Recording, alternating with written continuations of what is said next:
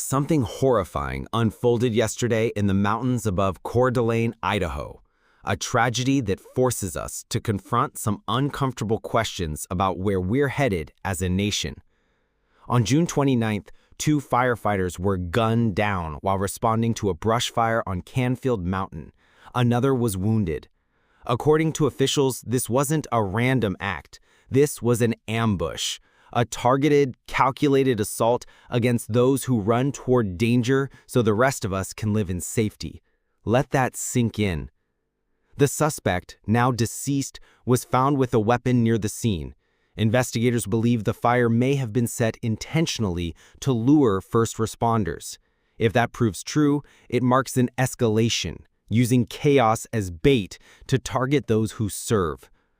Governor Brad Little called it what it is: a heinous attack on our firefighters. Law enforcement, supported by federal teams, scoured the mountains using helicopters and thermal tech to locate the suspect. But even with the shelter-in-place order lifted, the scars left on that hillside and in the hearts of this community will not heal quickly.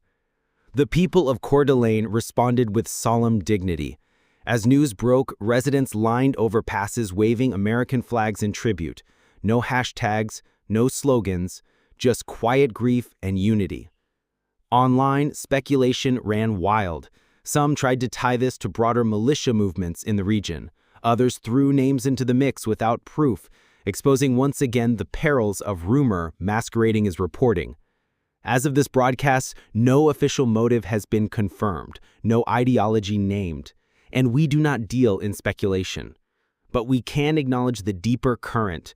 This is not the first time public servants have been targets. From paramedics to police to school teachers, our frontline workers increasingly find themselves facing threats, not just from the elements, but from us.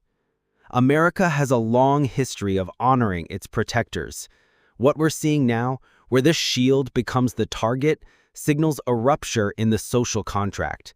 This is about more than Idaho. It's about the soul of a nation that once sent parades to welcome home heroes and now watches in horror as they're ambushed in our own backyards.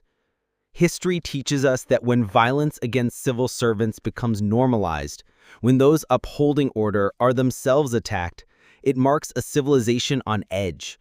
From Weimar Germany to the waning days of the Roman Republic, this erosion of trust in public institutions always foretold instability. We owe it to those two firefighters, not just to remember them, but to reflect.